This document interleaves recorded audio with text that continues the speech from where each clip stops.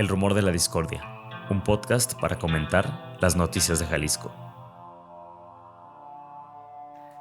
Un rumor es una voz que corre entre el público o un ruido confuso de voces. Bienvenidas, bienvenidos al rumor de la discordia. En un día de un programa diferente vamos a hablar de un hecho que simboliza, creo que el fin de una época.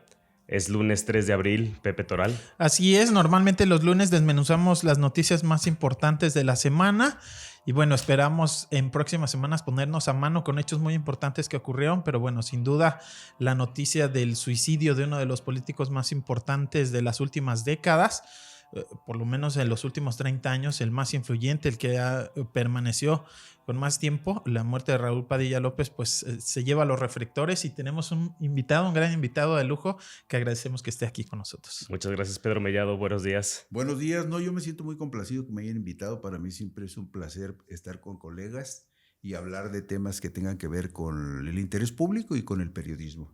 Y encantado. Pedro, muchas gracias. Un poco para las personas que no te conocen, tienes ya casi 5 décadas de trabajar en medios de comunicación, has cubierto todas las fuentes informativas y desempeñado todas las responsabilidades que son posibles en estos espacios, y pues tu columna Puntos y Contrapuntos se ha publicado desde hace más de 3 décadas en medios y eres uno de los analistas más críticos del acontecer social y político, no solo de Jalisco, también del país. Ahora publicando en Sin Embargo. Sí, de hecho, comprometido totalmente con Sin Embargo. Hago un noticiero ahí de lunes a viernes a las 10 de la noche. Escribo una columna todos los sábados y a partir de junio les tendremos una sorpresa que esperemos sea buena para la audiencia. Que es este medio digital de nivel nacional, pero tú manejas información también local y bueno, al tema de Raúl Padilla López, seguimiento puntual desde hace bastante tiempo. Fíjate una cosa que siempre me ha llamado mucho la atención. Decimos que los medios que se publican en la Ciudad de México son medios nacionales, cuando la mayoría de ellos ni siquiera alcanzan la distribución suficiente como para cubrir incluso la Ciudad de México. En este tiempo de crisis de los costos, los altos costos de papel, los altos costos de producción, los altos costos de impresión, los periódicos en algún momento hubo algunos que llegaron a tirar 110,000, 120,000 ejemplares diarios. No creo que haya uno en este momento que esté tirando arriba de 60,000 ejemplares. Entonces eso de que son medios nacionales es muy relativo. Medios locales de la Ciudad de México. Son medios de la Ciudad de México que, bueno, con proyección que se puede leer en los estados y más ahora. El otro asunto. Creo que ya es muy difícil hablar de medios locales o de medios regionales. Por ejemplo, este programa lo estamos transmitiendo a través de internet, pero no sabemos hasta dónde esté llegando. Entonces ya todo es muy relativo. La proximidad o la lejanía que podamos tener de ciertos hechos o de ciertas personas, pues ya no se puede medir igual que antes. Claro. Porque finalmente nunca sabes hasta dónde está llegando la señal de este programa. A lo mejor por allá en Taiwán algún chinito que quiere aprender español, desafortunadamente probablemente aprenda muy mal español, no lo aprenda muy bien, a lo mejor nos está viendo en este momento. Habrá quien diga, no, estás loco. No, estaríamos locos si no entendiéramos que ya la potencialidad de las transmisiones en internet no tiene ningún límite. Oye, y especialmente con el tema de Raúl Padilla, yo creo que este programa puede ser muy escuchado. Yo me preguntaba un poco cuando te buscábamos y te invitábamos ayer en medio de toda la vorágine de información, las notas y lo que se publicaba, si ustedes lo veían venir, si se imaginaron que esto era posible un poco antes de entrar, digamos, a la vida de Raúl Padilla. Mira, Raúl Padilla estaba enfermo desde hace bastante tiempo. No tengo ningún elemento para afirmar cuál hubiese sido la causa de sus últimos males, pero sí es evidente que eran males graves, serios. Temas intestinales, ¿no? Sí, hay quienes, hablan de enfermedades serias que pudieran haber afectado de tal manera su salud que él hubiese tomado esta decisión tan grave y tan especial. Uh-huh. A lo mejor no lo esperábamos, pero yo he de decir algo que es muy importante. Raúl Padilla López fue un personaje excepcional, un hombre extraordinariamente inteligente, claro, con un ímpetu muy fuerte para emprender cosas, pero también un hombre que difícilmente, creo yo, aceptaría dejar en manos de otros su destino y su futuro. Y hasta ahí me quedo. Lo conocí muy bien, pues que prácticamente éramos de la misma edad. Él se suicida a los 68, yo tengo 67. En algún tramo de nuestras vidas, él como político en la Universidad de Guadalajara y yo como periodista, pues llegamos a coincidir en muchas cosas.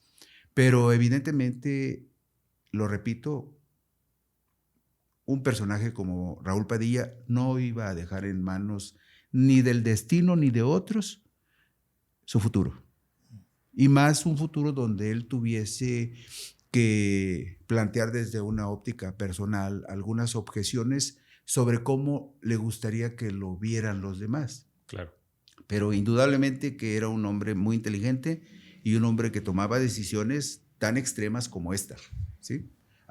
No diría yo que no me extraña, pero tampoco me causó mucha sorpresa, porque era un personaje muy singular en muchos aspectos. Claro. Tú llegas aquí a Guadalajara cuando Raúl Padilla todavía no llega a la rectoría, iba saliendo de la Federación de Estudiantes de Guadalajara. Sí, ¿no? claro. Si no me equivoco, Raúl Padilla, aquí tengo el dato, él fue presidente de la Federación de Estudiantes de Guadalajara de 1977 a 1979. 79, sí. Acababa de terminar su participación como presidente de la FED cuando yo llego a Guadalajara. Y ahí en ese inter, como sucedió en muchos casos, pues mucho lo conocimos, ¿no? Incluso en el 84, 85, yo empiezo a escribir la columna Puntos y Contrapuntos en el periódico El Occidental, y la empecé a escribir porque hubo elecciones en el 85. Entonces, en el preámbulo de las elecciones, yo empiezo a escribir esa columna que desde un principio estuvo orientada a las cuestiones políticas, públicas y de elecciones. Porque en ese tiempo yo cubría partidos políticos, organismos electorales, lo que había entonces de organismos electorales, Congreso del Estado y tribunales de justicia. Entonces, en esa época, yo recuerdo muy bien que como en el 85, 86, yo publiqué una columna en El Occidental donde terminaba, por lo tanto, el próximo indiscutible rector de la UDG va a ser Raúl Padilla. Porque 4 años antes. Sí, era muy claro que Raúl tenía, miren, todos lo sabemos, en la Universidad de Guadalajara, por lo menos desde que la FEC adquiere la preeminencia que tuvo como el principal instrumento de poder en esa institución, desde el 51, cuando lo preside Carlos Ramírez Ladevik, la FEC siempre fue una entidad de poder muy fuerte. Y entonces también en esa época, teniendo la FEC, tenías también el control del gremio de profesores y del gremio de trabajadores. Claro. Y en ese entonces ya, por ejemplo, Álvaro Ramírez Ladevik, que toma, digamos, el liderazgo o asume el cacicazgo de la UDG en 75, cuando muere su hermano Carlos. A raíz de eso se integra este nuevo grupo donde Raúl Padilla es presidente de la FEC, Horacio García Pérez es presidente de la FEC, Gilberto Parra, José Trinidad Padilla, Tonatio Bravo, Oliverio Ramos, todos ellos impulsados por Álvaro Ramírez. Álvaro Ramírez, el padrinísimo de Raúl Padilla. Incluso Álvaro lo veía, incluso hasta como mucho más que un hijo, ¿no? ¿Ah, sí? Y él lo decía. ¿Y por qué? Pues porque cuando se suicida el papá de Raúl, desafortunadamente una historia trágica muy similar a la de Raúl, se suicida en diciembre del 72 el papá de Raúl. Desde esa época ya, Carlos Ramírez Ladevik era muy amigo de Raúl Padilla Gutiérrez. Entonces, los Ramírez... Fue cofundador, sí, ¿no? Abrigan a Raúl desde muy joven. Raúl, cuando su papá se suicida, tenía 18 años. Y entonces se vuelve protegido de los Ramírez Ladevik. De tal manera que su llegada a la FEC en el 77 es prácticamente normal. Y cuando Álvaro lo impulsa, y Álvaro era entonces el jefe político en el 89, y Horacio García Pérez era el otro brazo poderoso de Álvaro. Entonces, los tres empujan y Raúl llega a la rectoría. Pero ahí es donde se da la ruptura, de que Raúl se quiere quedar con todo y desplaza a Álvaro y desplaza a Horacio. Lo traiciona, dice. Álvaro dice que fue una traición. Yo más bien pienso que fueron los reacomodos normales como se dan siempre en este tipo de estructuras, donde siempre cuando los políticos empiezan a crecer y empieza a crecer su ambición, pues llega un momento en que aspiran a desplazar al que está ahí de jefe político, ¿no? Que no a todos les sale. En este caso No. a Raúl Padilla le salió muy bien, inclusive Sí. pues la desaparición de la FEG, ¿no? Bueno, ¿Cómo era Ujú. esa institución en esos tiempos que pues a nosotros nos tocó nada más conocer de manera indirecta? Bueno, mira, era un grupo de poder. Y como grupo de poder, hacía valer ese poder por los conductos que fuese necesario, incluyendo las armas. Así es. O sea, era un grupo armado. O sea, los muchachos de la FEC, y esto me lo han platicado incluso algunos rectores, dicen, pues éramos unos chamacos de 22, 23 años que hacíamos lo que nos decían. Y la verdad que hacían lo que les decían, asaltaban, robaban, intimidaban, incluso a los propios profesores para que les dieran las calificaciones que ellos necesitaban, ¿no? Y por supuesto, también mataban. Hay personajes celebérrimos que todavía viven, que incluso hasta llegan a presumir su currículum delictivo y criminal, ¿no? Y hablan de que mataron gente. Incluso es muy delicado hablar de esto si no se tienen las evidencias y las pruebas, Claro. pero evidentemente la FEC de esa época también mataba. Ujú. Era muy común. Acuérdense ustedes que hay un momento por allá en el 72, 73, cuando se da el encono entre el grupo de los vikingos, que luego se convierten en juventudes juaristas, abrigados por los Uno, y se enfrentan a la FEC, y se enfrentan a Que eran como la guerrilla urbana. Lo que dice Álvaro Ramírez, por ejemplo, con respecto al asesinato de Carlos Ujú. en septiembre del 75, dice, no, es que a Carlos lo mandó matar el gobierno. Luis Echeverría, ¿no? Porque él afirmaba que en ese entonces un grupo delictivo que encabezaba un sujeto que le decían el Pelacuas, era un grupo que operaba para la zona militar, y entonces ellos atribuyen que el gobierno de Luis Echeverría tuvo algo que ver directamente con la muerte de Carlos, porque en ese momento ya Carlos Ramírez, que era entonces delegado del Seguro Social, ya era un candidato clarísimo perfilado para la gubernatura de Jalisco. Y al parecer, en ese entonces, Echeverría, yerno de José Guadalupe Zuno, los Zuno, una familia muy poderosa en Jalisco, siempre en disputa con los Ramírez Ladevix. De hecho, lo que acabamos de mencionar, esa confrontación de las juventudes juaristas, a las que los Zuno, se señala a los Zuno de que ellos los armaron, no me extrañaría que así haya sido, aunque ellos lo niegan, se enfrenta con la FEC. Un día yo platicaba con Horacio García Pérez sobre ese asunto y le decía, oye, pero pues andaban armados también, eran unos pistoleros. Dice, bueno, sí, pero es que también había gente que estaba en contra de nosotros que también andaban armados, ¿no? También ellos, dice. Entonces, todo el mundo armaba a los muchachos en esa época, y en algún momento también hubo mucha manipulación de los jóvenes para cosas extremas, como asesinar incluso, ¿no? En el caso de Carlos Ramírez Ladevix, también luego con investigaciones que sacó por ahí Sergio Aguayo de los... De la charola. Sí, haciendo esta investigación, ¿no? De los archivos de la Dirección Federal de Seguridad, y encontraba también que no era, o sea, como que no se podía determinar realmente los vínculos con Luis Echeverría, con el gobierno de Luis Echeverría, y que también podían haber estado involucrados pues la misma Federación de Estudiantes de Guadalajara, la FEG. Mira, en este país hay muchos secretos que todavía no se desentrañan. Entonces, Pepe Toral, que es profesor de periodismo o de algunas materias de periodismo, las presunciones y las inferencias no son verdades, por muy fuertes que parezcan. Todo aquello que no se pueda documentar o que no se pueda sustentar y argumentar con algún elemento tangible de prueba, no es válido. En ese esquema puede haber diferentes interpretaciones y puntos de vista desde diferentes puntos de observación, pero todos deben de tener argumentos que la sustenten. Y bueno, si hablamos del periodismo, hablamos de que nosotros ponemos a consideración de las audiencias y los lectores lo que somos capaces de generar profesionalmente y de documentar profesionalmente, y será libertad de la gente decidir en qué cree o en qué no cree. E incluso si discrepa de aquel argumento que nosotros planteamos. Pero también, por ejemplo, algo que me da mucho gusto de esta nueva época, cuando todo está en redes y todo se puede documentar en redes o se puede consultar, es que podemos los periodistas decirle a la gente, mira, yo tengo este argumento sobre este tema. y tengo esta serie de evidencias sobre este tema.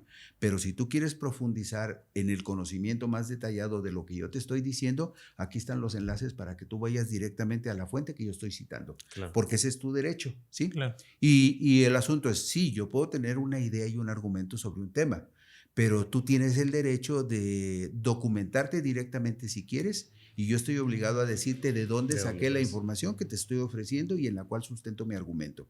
Entonces, eso es una maravilla. Pero, por ejemplo, de esa época que estamos hablando, de los años 70, cuando la Dirección Federal de Seguridad era la policía política del gobierno, y que desaparece en la época de Miguel de la Madrid, porque se documenta, Manuel Buendía lo documenta y dicen que por eso lo mataron, de los vínculos muy estrechos que había entre la Dirección Federal de Seguridad y las bandas del narcotráfico, que ya lubricaban muchas actividades de políticos y enriquecieron a muchos políticos también. Entonces, esa información no es del todo confiable tampoco por una razón. Yo recuerdo desde la época de los 80, cuando estábamos en algún evento, que no faltaba quien decía, ya llegaron las orejas. Y eran las orejas, los espías de gobernación que llegaban a husmear a ver quién iba, apuntaban los nombres de los que iban, qué se decía, qué se preguntaba o qué se afirmaba. Pero el asunto es que en muchos casos una cosa era lo que se decía o se argumentaba o se hablaba en una conferencia de prensa, por decir algo muy específico. Y los reportes que ellos llevaban a la Dirección Federal de Seguridad pues eran a veces totalmente distorsionados. Teléfono descompuesto. Pues. Sí, no, también por una cosa, porque todos sabemos, y esto es muy común y además está en la naturaleza humana, que yo le platico a ustedes una versión de algo y ustedes a lo mejor para hacerla más emocionante pues le echan más peligro, ¿no? Entonces eso sucedía. Y pues era una época en donde, pues no sé, mucha de la gente que se dedicaba a servir de espías para el gobierno, pues nunca fueron entrenados para ese propósito. Algunos eran hasta analfabetas, ¿no?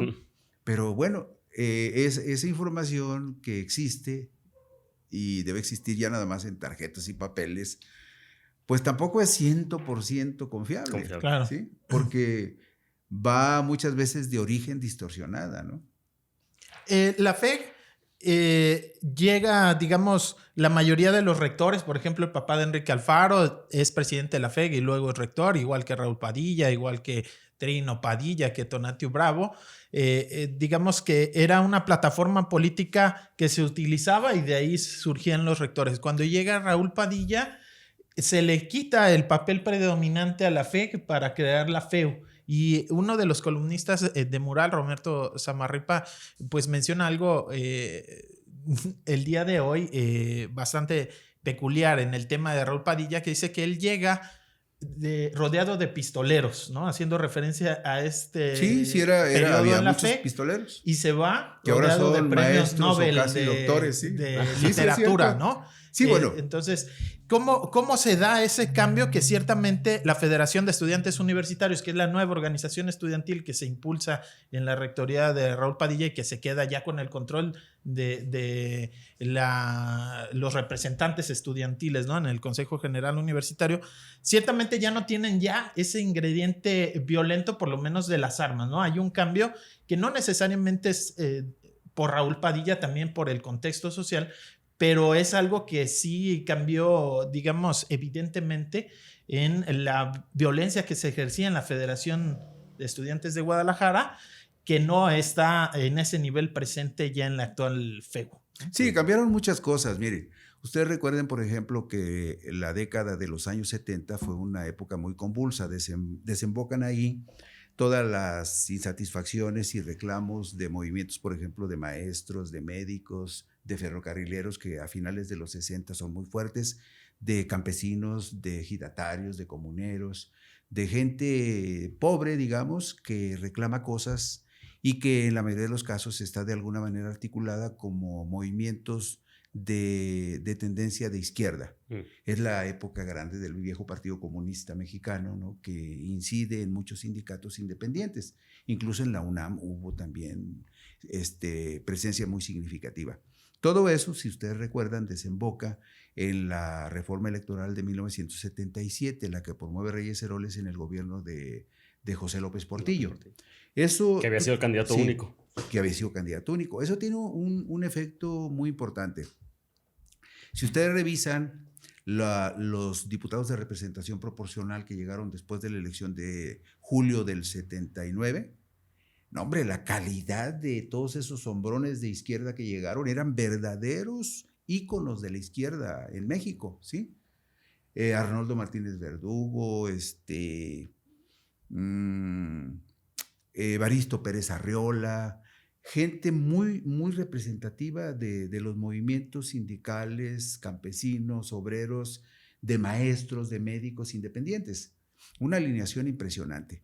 Eso despresurizó mucho la situación política en el país, porque muchos de esos liderazgos de izquierda encontraron causa de representación en el Congreso, que era el propósito que planteaba don Jesús Reyes Heroles con respecto a la reforma electoral del 77.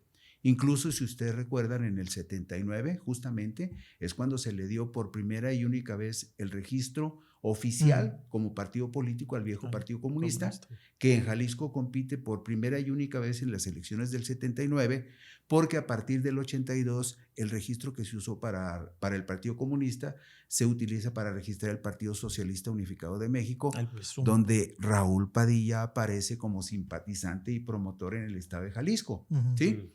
Y esto tiene que ver con lo que planteaba Pepe. Hasta la muerte de Carlos Ramírez Ladevic, hasta la muerte de Carlos Ramírez Ladevic en septiembre del 75, su asesinato, la Federación de Estudiantes de Guadalajara decían que eran socialistas. Incluso acuérdense que presumen cuando trajeron a Salvador Allende al auditorio ahí del CUSH. Todavía. En donde, pues sí, ahora que vino la Sheinbaum, ahí estuvieron en la explanada, en diciembre del 72, antes del golpe de Estado, en Chile. Y verdaderamente fue un evento grande, ¿no? De ahí surge la frase celebérrima esa de que ser joven y no ser revolucionario es una contradicción hasta biológica. Bueno, hago esta referencia por lo siguiente, porque la FEC se asumía como de izquierda y socialista, pero si revisamos todo lo que sucedió con los expresidentes de la FEC y exdirectivos, todos fueron priistas. O sea, y combatieron inclusive a movimientos claro, del 68, por supuesto que sí. Pero era un socialismo extraño porque se decían socialistas, pero militaban en el PRI, la mayoría. De hecho, Raúl Padilla se titula como licenciado de Historia con una tesis, la educación socialista en Jalisco. Sí, pero ahí voy justamente. Cuando matan a Carlos, Álvaro se carga hacia la izquierda. Real. ¿Sí? Ya no discursivamente. Ya no discursiva, incluso se vincula mucho con Alejandro Gascón Mercado, que si no me equivoco en las elecciones del 64, después de haber sido alcalde de Tepic, ganó, aunque no le reconocieron el triunfo, la gubernatura de Nayarit. Que en ese entonces Muñoz Ledo era presidente del PRI y negocia con el dirigente nacional del Partido Popular Socialista que acepte una senaduría por Chiapas a cambio de no reconocer el triunfo aquí en la gubernatura de Nayarit, Alejandro Gascón Mercado. Álvaro se vincula mucho afectivamente con Alejandro Gascón y de ahí viene su inclinación hacia la izquierda. Y de ahí viene también que por ahí del 83, 84 Raúl se vuelve socialista. Allá en el oriente vivía José Dolores Mártir, que él presumía que había sido secretario particular de Lombardo Toledano y luego muy amigo de Carlos y de Álvaro Ramírez Ladevic, y digamos con contacto con Raúl Padilla.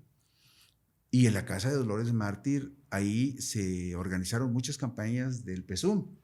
Y él asegura que allí en su casa a él le tocó ver que Raúl firmó su credencial de afiliación al PSUM, aunque Raúl siempre lo ha negado. ¿Ah, sí? Pero eso es lo que le da un giro a la FEC. A partir de eso, si ustedes revisan, por ejemplo, Horacio García Pérez es candidato del PSUM a la elección de la alcaldía de Guadalajara de 1982, después de ser dirigente del Frente Democrático del Frente Democrático de Lucha Popular, que era una organización política increíblemente fuerte, porque había muchos colonos de Lomas del Paraíso, de Rancho Nuevo, de colonias verdaderamente populares, que respaldaban a la FEC como movimiento, porque en esa época sí era real que la FEC llevaba servicios médicos, servicios educativos, muchos servicios que la universidad podría incluso seguir prestando, pero que en esa época sí fueron a las colonias y a los barrios pobres. Y en ese momento el Frente Democrático de Lucha Popular, que encabezaba Horacio como expresidente de la FEC, fue verdaderamente muy fuerte. Entonces, por ejemplo, Horacio termina su gestión en la FEC del 79 al 81 y en el 82 es candidato del PSUM a la alcaldía de Guadalajara. Y es en ese inter quizá la votación más grande que la supuesta izquierda o quienes se siguen de izquierda en Jalisco ha logrado en el Ayuntamiento de Guadalajara. La segunda más alta fue la de Tonatiuh Bravo, años después, también expresidente de la FEC. Sí. Incluso porcentualmente la votación que el PSUM logró en esa ocasión en el estado, con candidatos, si no me equivoco, como en 35 municipios, a diferencia de cuando Tonatiuh contendió en Guadalajara, que ya fueron más municipios, fue la más alta históricamente para un movimiento de izquierda, con el PSUM.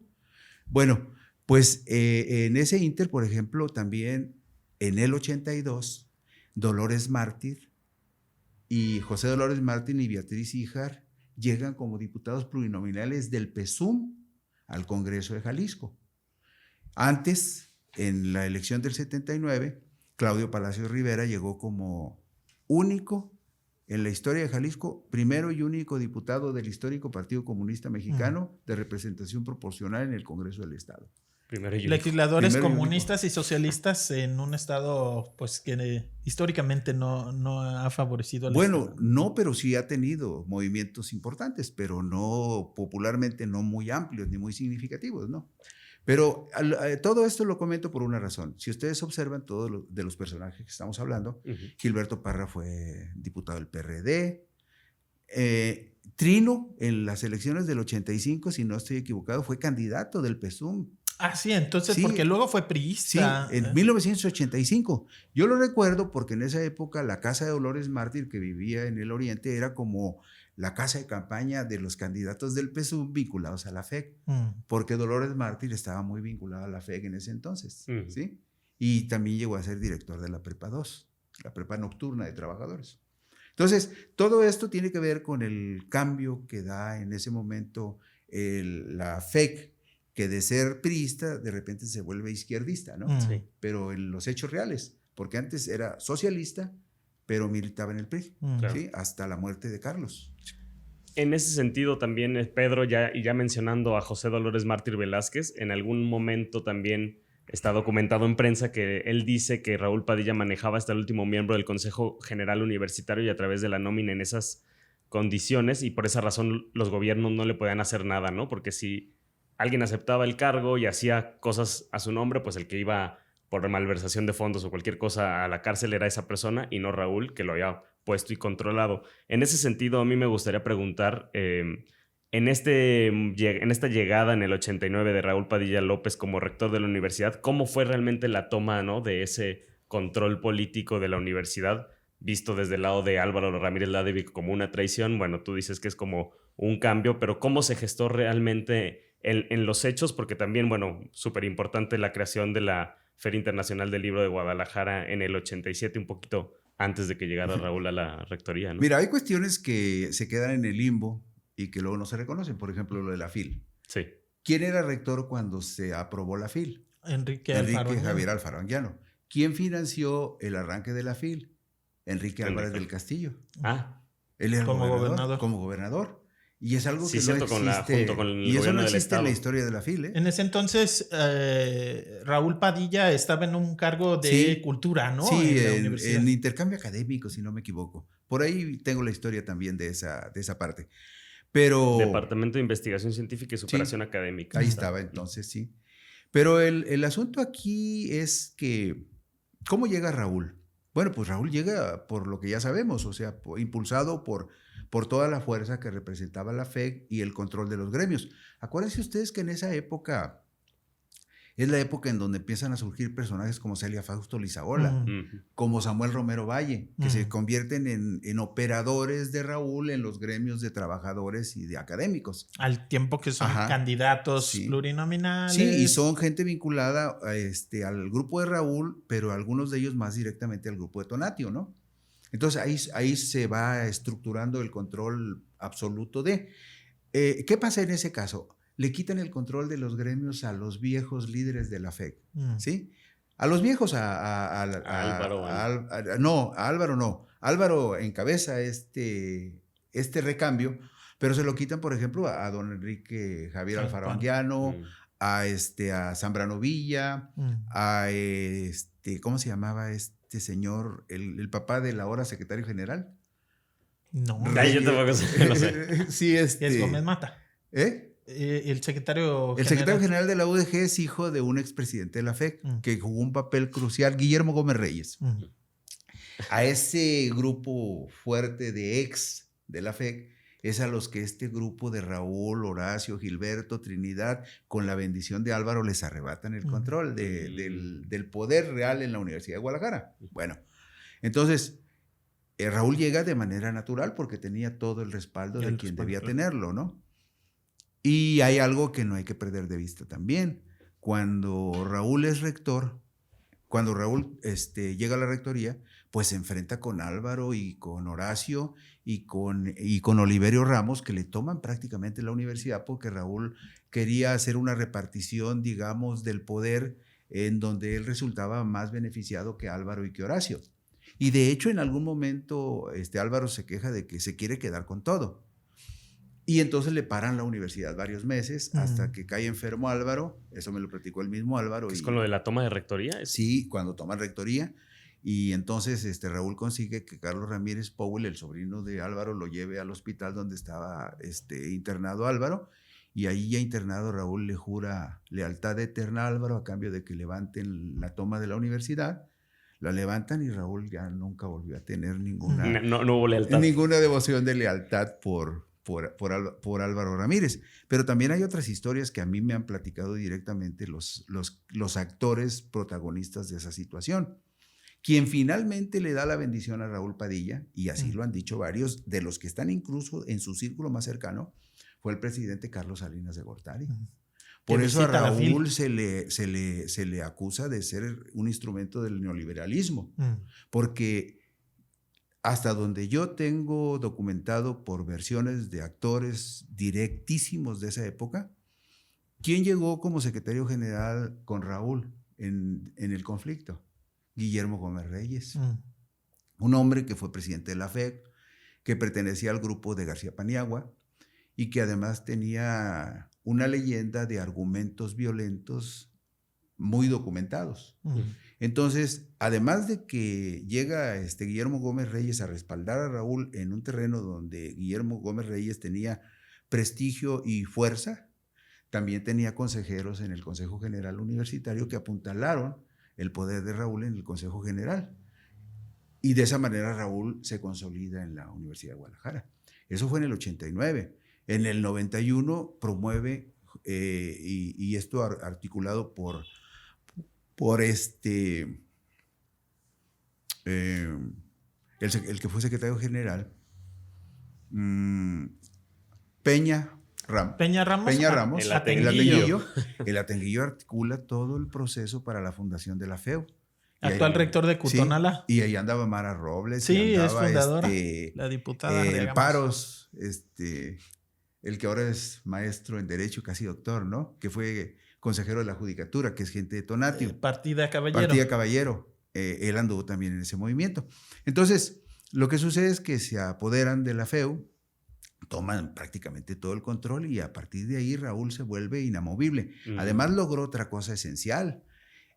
Cuando defenestran a Guillermo Cosío por las explosiones del 22 de abril de 1992, toma el relevo Carlos Rivera Aceves, que era entonces el coordinador del Congreso, y Carlos Rivera Aceves modifica la ley orgánica de la UDG para darle autonomía.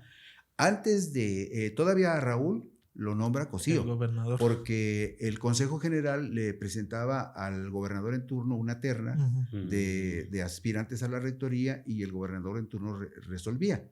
Usualmente quien estaba de secretario general le tocaba en la siguiente ser rector. En este caso era Correa Ceseña el que estaba en la secretaría general y en teoría, de acuerdo con los usos y costumbres, le hubiera tocado ser rector y no le tocó, porque el poder del grupo de Álvaro, de Horacio, de Raúl ya era muy significativo. Pero cuidado también en esto. A partir del gobierno de Rivera Aceves debe haber sido, si no me equivoco, en el 92 en el 92 o el 93, se modifica la ley orgánica le quita al gobernador del estado la facultad de nombrar rector y se la atribuye al Consejo General. Es decir, le entregan a Raúl Padilla el control absoluto de la universidad porque Raúl controlaba ese tercio de consejeros que representaban a los profesores, ese tercio de trabajadores y por supuesto todos los estudiantes, la federación. Entonces Raúl pues tiene todo el control del Consejo General y a partir de ahí se apodera de la universidad. Que el Consejo General, digamos, para quienes no están dentro de la UDG, es como el congresito, digamos, ¿no? El poder legislativo de la universidad. Son más de 100 consejeros. Son como 180, más o menos. Y está dividido, ¿no? En tres son tercios. La tercera parte de estudiantes, de académicos y de trabajadores. Y es quien define quién es el rector. Claro. Y a partir de ahí, de la rectoría de Raúl Padilla del 89 al 95... A partir de ahí, todos llegan con el beneplácito de Raúl Padilla López, ¿no? Mira, de los que ha puesto Raúl, Víctor Manuel González Romero. Que no es tan cercano a él, ¿no? No, pero era un académico que probablemente fue considerado que no iba a causar problemas porque no tenía ambiciones políticas y hasta la fecha no las tiene. Sigue siendo profesor. 95-2001, luego llegó José Trinidad Padilla López, 2001-2007, Carlos Jorge Briceño Torres, 2007-2008, hasta que lo defenestra el Consejo General en agosto del 2008 y se suicida el 19 de noviembre del 2009. Lo releva Marco Antonio Cortés Guardado, luego sigue Tonatiuh Bravo, que deja un año antes para irse de candidato a diputado federal plurinominal y termina Ricardo Villanueva, en este caso del 2019 al 2025. Todos absolutamente impuestos por Raúl. Incluyendo a Carlos Briceño, que muy pronto, ¿no? Al año ya le había quitado cargos importantísimos como presidir la Feria Internacional del Libro. Y más le quitó los cargos y más rápido lo defenestraron a él, claro. ¿no? Bueno, lo que pasa es que eso fue un absurdo. No sé quién le aconsejaría a Carlos eso, pero calentaron la cabeza. ¿Cómo puedes aspirar a controlar una universidad donde tienes todo el Consejo General en contra? Claro. Lo defenestraron rapidísimo.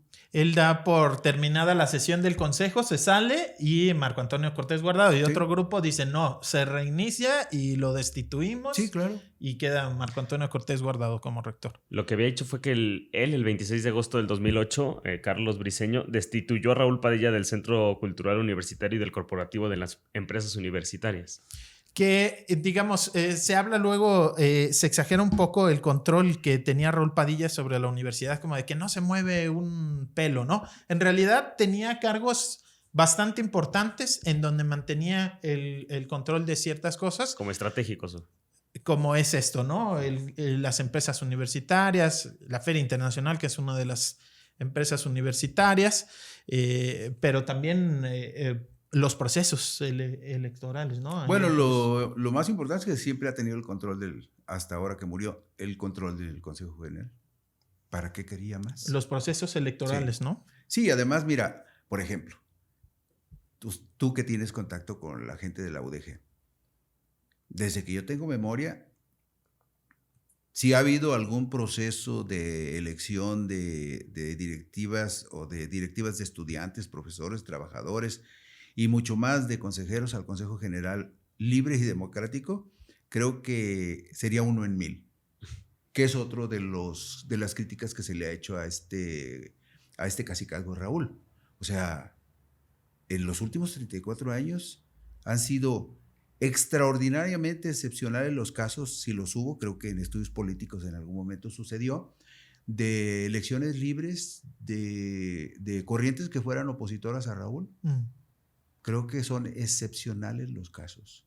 Nunca ha habido en la universidad un clima democrático lo suficientemente normal como para que quienes no hayan sido leales o incondicionales del licenciado pudieran haber llegado a algún cargo de representación. Y esto te lo puede decir cualquier profesor y cualquier alumno, de ahora o de hace 20 años. Por ejemplo, actualmente ya con la nueva ley federal del trabajo, que los sindicatos tienen que someterse a una elección secreta, ¿no? Por boleta y todo. En el Sindicato de Trabajadores Académicos hubo 3 planillas, la verde, la morada y la roja. Y, o sea, ya era clara la línea es la roja, con Natalia Juárez, con personajes, digamos, que históricamente siempre han estado en el grupo cercano de Raúl Padilla, y aunque sí efectivamente hubo elecciones, cualquier académico podía llegar y votar por otra planilla. Por ejemplo, la Verde era mucho más crítica de el control de Raúl Padilla, pues realmente es muy, muy poco los votos que tiene, y la línea era clara y dura, ¿no? De la plantilla buena es la roja, y esa es la que finalmente se queda, aunque hubo pues efectivamente elección. Mira, un dato importante, ¿no? Por ejemplo, de lo que ha sido el control de Raúl, ¿no? No solamente en el Consejo General, sino en muchas otras actividades. En 1998 Raúl toma el control del PRD, que fue su partido hasta antes de Hagamos. Ahora ya no le interesa porque es un cascarón vacío. Fue diputado. Pero él, sí, en el 97, si no me equivoco. Entonces, él toma... No, en el 2007, creo. No, en el 97. En el 97. Bueno, él toma el control del PRD en el 98 apoyando a Claudio Palacio Rivera. Bueno, de entonces para acá ha habido 13 presidentes del PRD, incluyendo la actual Natalia Juárez Miranda. Yo le preguntaría a cualquier persona que nos esté viendo o escuchando si uno solo de los que voy a mencionar no ha sido incondicional de Raúl. José Negrete Naranjo, Celia Fausto Lizaola, José Antonio Magallanes Rodríguez, Samuel Romero Valle, Gavino Berumen Cervantes, Raúl Vargas López, José Antonio Magallanes Rodríguez, Roberto López González, Juan Carlos Guerrero Fausto, Raúl Vargas otra vez, Víctor Hugo Prado Vázquez y Natalia Juárez Miranda. Pues todos prácticamente, ¿no? Todos, incluso dirigentes de gremios de la UDG. Y luego revisa ahora todos los que promovieron la fundación de Hagamos, y todos vinculados a la UDG, pero particularmente al grupo de Raúl. Y los dos chamacos que están al frente, el presidente y la vicepresidenta, son, ella es empleada y el otro muchacho es profesor, modesto profesor, pero es profesor, pero los dos fueron militantes de la directiva de la FEU. Entonces también es otro partido que se construyó con recursos humanos y materiales de la Universidad de Guadalajara para favorecer los proyectos políticos de Raúl. Pues sería también un poco como, digo, bastante... O sea, hay muchísimos temas de qué hablar a lo largo de la vida de Raúl Padilla, pero un poco también nos estamos acercando hacia el tiempo final de este programa, y quisiera que empezáramos a hablar quizás del legado, de lo que significa. Ayer domingo 2 de abril pues se encuentra el cuerpo sin vida de Raúl Padilla al interior de su casa. En la escena se encuentra un arma de fuego. Se menciona que hay un recado póstumo, pero me gustaría, Pepe, que habláramos de qué significa Raúl Padilla, ¿no? Para el estado de Jalisco, para la Universidad de Guadalajara, lo que también cambió, cuál es parte del legado que deja su trabajo en 34 años al frente, ¿no? De todos estos grupos y espacios universitarios. Sí, su presencia, digamos, no oficial, aunque nunca dejó de tener cargos, ¿no? Al interior de la universidad, quizá el brevísimo tiempo en que se los quita Carlos Briceño, nada más. Y es casi de las primeras decisiones que toma Marco Antonio Cortés Guardado, regresarle, ¿no? La presidencia del patronato, del Centro Cultural Universitario, de la FIL, etcétera. Pues algo que de alguna forma a mí me parece muy positiva como profesor de la UDG es el tema de la red universitaria, ¿no? El que se hubiera descentralizado, que haya preparatorias en prácticamente todos los municipios de Jalisco, centros universitarios regionales. Creo que es algo muy importante. Que viene de esta reforma que le da finalmente todo el control de la Universidad Raúl Padilla, ¿no? En sus años. Digamos que ese para mí es pues el cambio más significativo al interior de la Universidad de Guadalajara, más allá de la importancia de eventos como la FIL. Yo pienso que educativamente ese tema de la descentralización, pues bastante importante. Fíjate que sí es un asunto muy importante y con mucha visión, pero sigo pensando que a pesar de los años, el sistema de la red universitaria no se ha consolidado por razones. Si tú analizas quiénes han sido rectores de los centros, han sido como virreyes, porque van y se regresan porque no sienten que tengan que ir a hacer huesos viejos en las regiones para construir proyectos educativos, sino que muchos de ellos sienten que es como castigo, como destierros. Y Porque entonces, están en la capital y van y siempre están regresan. soñando con regresar. Entonces, y además hay otras cosas. Por ejemplo, yo recuerdo, en algún momento, cuando Armando Macías era el rector del Centro Universitario de Tepa y Roberto Castellán era el rector del Centro Universitario de Lagos, nomás menciono un detalle con respecto a este asunto. Sí. El mismo día yo hablé con los dos por una razón. Porque los dos se quejaron de lo mismo, de que por órdenes de Raúl Padilla se les habían quitado entre 7 y 9 millones que estaban etiquetados en Lagos para construir infraestructura y también en Tepa. ¿Y saben por qué les quitaron ese dinero? Según la versión de Roberto y la versión de Macías. Porque Raúl necesitaba 32 millones para terminar la remodelación del Teatro Diana y del Andador Escorza. O sea, sí, los centros universitarios no necesariamente fueron... Dependía mucho de quién iba a ser el rector, de si era muy, muy amigo, muy cercano, muy lejano al licenciado. O sea, todo tenía que ver mucho con eso. Que es una iniciativa y un proyecto verdaderamente valioso, sí, por supuesto que sí. Que los niños de la zona norte no tengan que venir a Guadalajara obligadamente es maravilloso. Sí, pero no sé hasta dónde Raúl verdaderamente, después de crear la red, se preocupó por ella. Claro. Porque no le dio todas las herramientas a los rectores, ni tampoco todo el equipamiento que se necesitaba. Y bueno, pues todos los que hemos estudiado en la UDG, porque mucha gente a lo mejor no lo sabe, yo estudié en la UDG también la carrera de Derecho, nunca me he titulado porque yo no estudié para ser abogado ni para litigar, yo nada más estudié para aprender un poco más de las cuestiones jurídicas, pero nunca mi pretensión ha sido ser abogado, yo soy solamente periodista. Entonces, cuando yo estuve en el CUSH, por ejemplo, yo me acuerdo muy bien, para todo el centro universitario había 2 proyectores nada más. Y todos destartalados, porque de los 2 no se hacía ni uno. Luego me acuerdo que en ese entonces sucedió que se cayó un ventilador de techo y dijeron, no, pues hay que corregir eso. ¿Y saben qué hicieron? Compraron ventiladores de pedestal y los clavaron en los muros. Yo lo vi, o sea, eso nadie me lo contó. Y estamos hablando de un centro son universitario. 2 detalles, imagínate todos los que tienen que contarlos. Y es un centro universitario aquí en Guadalajara. Sí, claro. O sea, las condiciones de muchos módulos de prepas. Sí, pues, la idea y el proyecto es un proyecto maravilloso.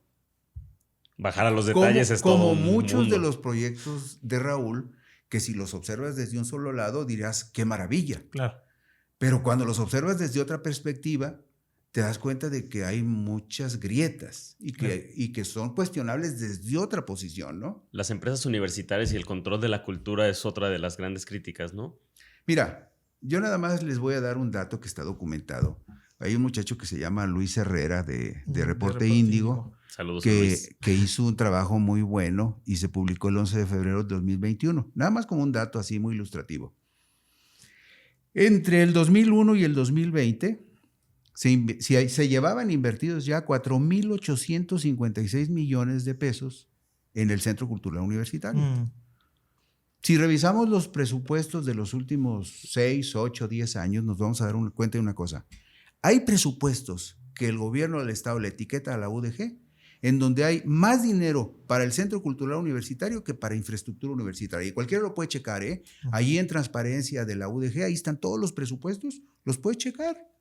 Y ahí te puedes dar cuenta también todo lo que desde hace 12 o 13 años se ha destinado para las empresas universitarias, que en promedio son más de 500 millones de pesos, con lo que se podría acondicionar un centro universitario completo. Y en todos, hasta el de 2023, tú lo puedes checar. Desde el 2010, 12 están ahí los presupuestos, puedes checar hasta el 2023. Y abajito de donde vienen descrito el presupuesto y las empresas universitarias, hay una leyenda que dice indistintamente, las utilidades serán reinvertidas en las empresas universitarias. Hace como un año Villanueva andaba presumiendo que ya habían hecho una prepa con los dividendos que había dado las empresas universitarias. A lo mejor sí, ojalá que así haya sido. Pero oficialmente, en todos los presupuestos oficiales que cualquier persona puede checar allí en la página de transparencia de la UDG, en todos dice, las utilidades que generen las empresas se invertirán en las mismas empresas o en nuevos proyectos de las empresas. Por ejemplo, este año, aquí lo tengo, en el presupuesto del 2023 se están considerando 78 millones de pesos de utilidades. Mita y mita, ¿no? No, bueno, nada más dice utilidad estimada 78 millones de 587 que se consideran ingresos y egresos.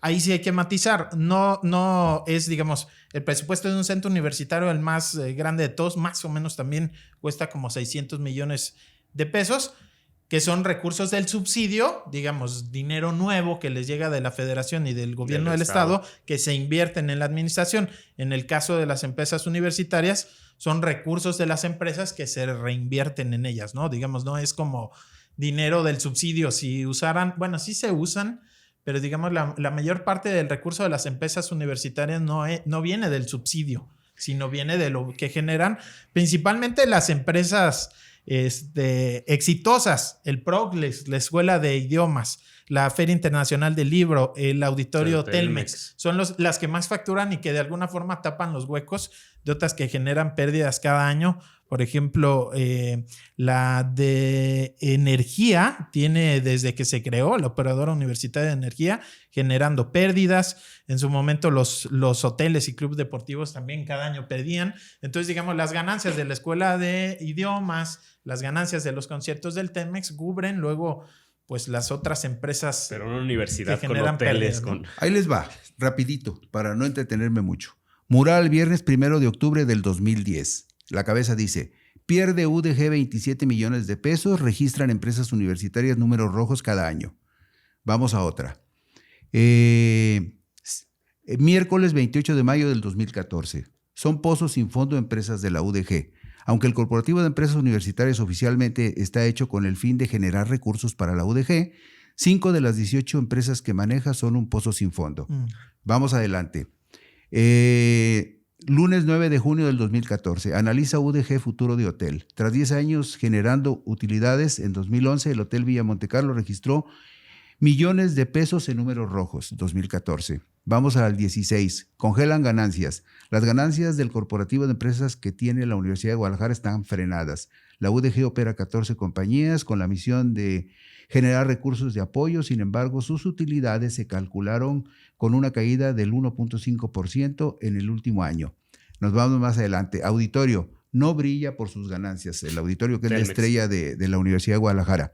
Dice, entre los años 2009 y 2016, la operadora Auditorio Metropolitano, empresa de la UDG encargada de operar el auditorio Telmex, reporta que sus ganancias fueron de 8 millones, lo que significaría apenas 1.214.000 pesos por año, según información del Corporativo de Empresas. Pierde UDG 18.2 millones con el hotel de la UDG. Esto es del lunes 18 de marzo del 2019. Reporta Villa Montecarlo números rojos. Pierde 18.2 millones de pesos. Luego, pierde UDG por energía. De 2016 a la fecha, empresa acumula pérdidas por 11.3 millones. ¿Qué más? El Telmex a concesión, lunes 22 de febrero del 2021. La pandemia de COVID-19 también pegó al Corporativo de Empresas Universitarias. El rector de la máxima casa de estudios, Ricardo Villanueva Lomelí, dijo que al ser empresas autosuficientes, sus ingresos cayeron durante la contingencia. Lo que dice el rector es que se está analizando concesionar el Telmex. Entonces, lo que sucede, bueno, eso lo dijo y se publicó en Mural. Aquí está la nota, lunes 22 de febrero del 2014. De hecho, aquí tengo yo el reporte oficial del informe del rector. En el 2020, 51 millones de pesos de pérdida. Sí. Las ahora llamadas entidades productivas, les cambiaron el nombre. Ya no son empresas universitarias. Ya no es empresas universitarias. Entonces, miren, aquí hay otra nota. Esta es de una muy buena reportera de Mural, Rebeca Pérez Vega. Ella publica el 7 de noviembre del 2021. Salvada por el subsidio. 50% del presupuesto se ha destinado a pago de nómina. El recinto integrado por 4 salas se refiere al Conjunto Santander. El Conjunto Santander de Artes Escénicas es dependiente del subsidio, ya que 6 de cada 10 pesos que gasta provienen del erario público. Es cultura UDG. Ajá. Luego, hay una nota muy interesante. Fíjense ustedes, ¿saben cuánto gana la directora del Conjunto Santander de Artes Escénicas? No. Ella gana 99,384 pesos. Más que el rector. A eso voy. Y el rector de la UDG, de acuerdo con la nómina oficial que yo rescato aquí en el 21, El rector de la UDG Por aquí gana la tengo de este año. 89,949 pesos. Ya gana más, Sí. En Bueno, el pues qué tabulador bueno, actual porque está por ahí del la los señora del 97. Santander le andaba ganando por varios miles de pesos. A Y no ver, esa es otra pregunta. Claro. Hay uno de los reportes oficiales que vienen en el informe del rector, el más reciente es 2021, estamos a unos días o semanas de que rinda el del 2022, que son esto que defiende el rector, ¿no? El dinero que las empresas le dan a la UDG de ganancias. Y bueno, fuera del 2020, que fue $500,000 de pesos, oficialmente sí recibe la UDG, pero son cantidades muy desiguales. Por ejemplo, dice en 2016 21 millones que de las empresas se le entregan a la UDG. 2017 61, casi 3 veces más. Y al 2018, curiosamente, en año de elección, no sé si tenga que ver, pero en año de elección cae siempre el dinero que le generan. De 61 millones en 2017 cae a 1 millón en 2018. ¡Wow! No, esa es una caída monumental. Lo que yo tengo documentado aquí con datos oficiales de la misma UDG, o sea, aquí no hay ningún dato inventado, todo viene en los presupuestos de la UDG. Aquí veo, por ejemplo, del 2010 al 2022, que es lo más reciente que se tiene, del 2010 al 2022, las empresas universitarias han gozado de presupuesto por 7,787 millones de pesos. Del subsidio, dice. Del subsidio. Ahí sí hay que matizarlo, porque 7,787 millones. No sale del subsidio. Digamos que las empresas cuando se crean reciben, que eso habría que documentar cuánto realmente reciben este presupuesto semilla. Y ya de ahí empiezan a jugar con sus recursos. La pregunta es muy simple. ¿Ese dinero es de la universidad o no es de la universidad? Pero digamos, no viene del subsidio. Pero eso no es de la universidad. Definitivamente. Bueno. El asunto es que, por ejemplo, 500 millones en promedio bien podrían financiar un centro cultural. Y otro dato también muy consolidado que es producto de las mismas estadísticas de la UDG, que es otro de los puntos de cuestionamiento. En 13 años, del 2010 al 2022, el 57,32% de aspirantes a una carrera universitaria han sido rechazados por la UDG porque no hay cupo. Siempre la mayoría. En tanto que la universidad invierte casi 5,000 millones de pesos en los proyectos de Raúl. O sea, eso no tiene sentido ni es razonable. Ese es el punto. O sea, la forma discrecional, personalísima y patrimonialista como Raúl ha manejado la universidad los últimos 34 años. Claro, el Auditorio Telmex es una obra maravillosa, pero, Pepe, ¿cuántas veces has ido al Auditorio Telmex? Yo creo que unas 10. ¿Y tú has pagado?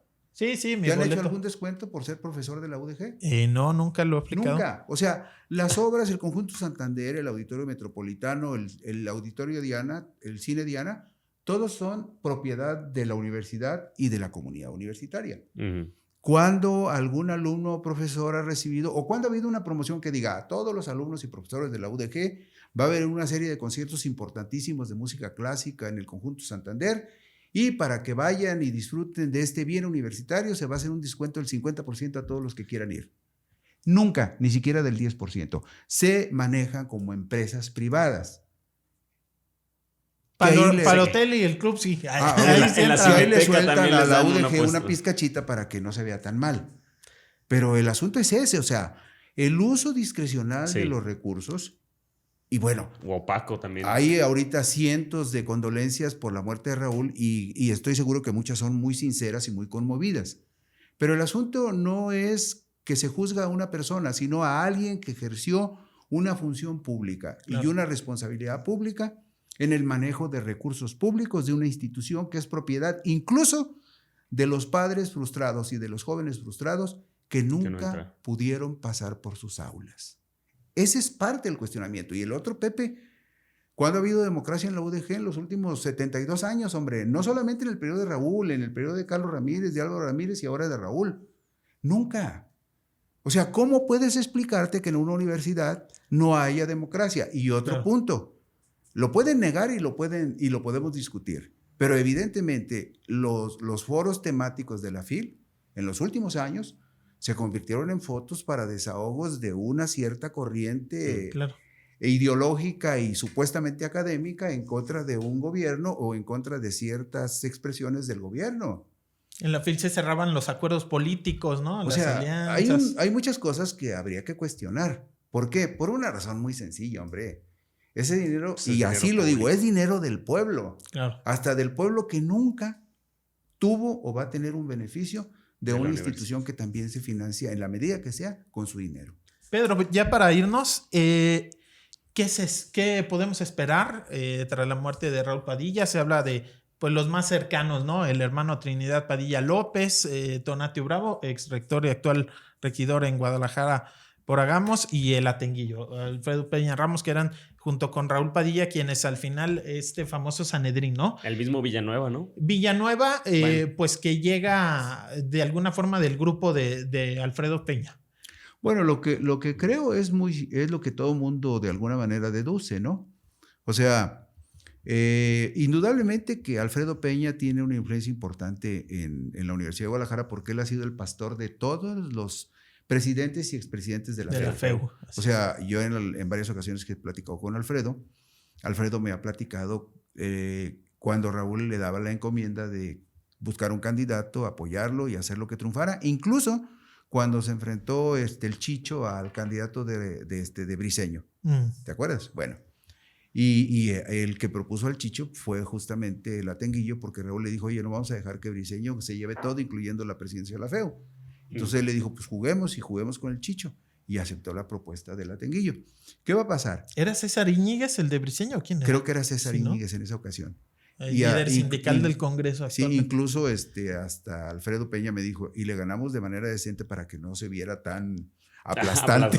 Sí, bueno, pero hago esta observación por lo siguiente, porque es indudable que todos los leoncitos ya son leones, y algunos de ellos ya fueron rectores de centros muy importantes. ¿Quién fue el último rector que repitió 2 veces en el CUSEA?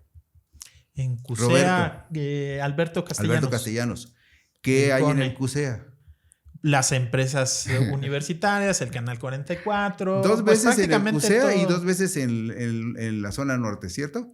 Bueno, hay personajes como Alberto que ya están maduros para ser incluso hasta rector. Claro. Bueno, entonces todo ese grupo de muchachos que en los últimos 32 años han manejado la estructura estudiantil de la UDG ahora reclaman su derecho a participar del poder. Chicho es el director de las prepas del CEMS. Lorenzo Ángel González, Felipe de Jesús Osegueda, José Alberto Castellanos, Leopoldo Pérez Magaña, Ricardo Villanueva, él fue presidente de la FEU 2001-2004, Carlos Corona Martín del Campo, César Barba Delgadillo, el Chicho, Marco Antonio Núñez Becerra, José Alberto Galarza, senador suplente de Clemente Castañeda en el MC. El rojo. Ese grupo ya tiene poder. Imagínense todo lo que pueden influir y todo lo que pueden controlar, siendo 11 expresidentes más Zoé García, la actual, de la FEU. Que ya algunos ya... Y el Atenguillo ahí de padrino, ¿no? Claro. Que además es un hombre sumamente inteligente para la grilla universitaria, ¿no? Bueno, que nunca fue rector general. Ya no le tocó porque al llegar Trino y Tonatio, y ya estando Maduro, Villanueva y algunos otros, pues ya no le iba a tocar. Se mantenía además, un poco... él no pareció tener tampoco mucho interés en ser rector, ¿eh? Está ahí en Cutonala. Creo que eso es lo que lo hace más inteligente que otros, porque ha mantenido mucho poder sin exponerse sin figurar tanto, ¿no? Entonces, el asunto es que ese grupo va a influir. Trino, por supuesto, él es el heredero, digamos, emocional de Raúl, pero además les voy a decir una cosa. Desde que Trino fue rector, yo siempre tuve muy claro que Trino era un hombre muy querido por la comunidad universitaria, porque Trino es un tipo muy suave, de muy buen trato. Yo diría que a Trino lo martirizó todo el tiempo ser hermano de quien era, porque el peso de Raúl nunca lo dejó crecer por sus propios méritos, que en algún momento pudo haberlos tenido, pero nunca lo dejó crecer. Pero sí, Trino tiene mucha influencia en algunas dirigencias de escuelas y eso. Que actualmente está en la biblioteca, ¿sí? No es un puesto... No, pero no lo necesita. El medio hermano sí es el rector de CUSEA. Entonces, por ejemplo, Tonatio. Yo creo que el asunto, como dice Pepe, está entre Trino, Tonatio y el grupo de la FEU, que ya es un grupo. Sí, claro. Con Alfredo Peña y Ricardo Villanueva de líderes por la posición de Ricardo, que además también es el más maduro en muchos sentidos, él y el llamado Cone. Alberto. Son los más consolidados. Pero yo creo que esos 3 ejes de poder van a terminar decidiendo cómo se reajustan las cosas en la UDG. ¿Y habrá intentos de Morena, de Movimiento Ciudadano, de todos los que quieras, ¿no? apuntar, de todos puede haber intentos, porque la universidad es la segunda nómina más apetitosa del Estado y es la institución educativa pública más importante de todo el occidente de la República y una de las 3 más importantes del país. 15,000 millones de pesos de presupuesto anual. En este año. 50% más o menos que el Ayuntamiento de Guadalajara. Sí, mire, yo nada más quiero decir una cosa. Más allá de que, porque luego la gente dice, es que ya se murió. Sí, ya se murió. Que fue muy brillante, sí. Que fue muy inteligente, sí. Que fue un estupendo promotor, sí. Todo eso nadie se lo puede quitar a Padilla. Yo diría que incluso de lo que me ha tocado a mí ver en los últimos 40 años, una de las personas más inteligentes y brillantes que yo he conocido. El cuestionamiento a Raúl no es un asunto de sus prendas o de sus deméritos en sus iniciativas, no. El asunto con Raúl es el uso discrecional, personalísimo y patrimonialista del presupuesto, orientado fundamentalmente a sus proyectos. Que la FIL se debe de cuidar y preservar a costa de lo que sea, se debe de hacer. Claro. Que la red universitaria fue una gran iniciativa, también es cierto. Y podríamos señalar varias cosas de las que hizo Raúl. El cuestionamiento de Raúl es la forma como manejó la universidad y en detrimento de qué.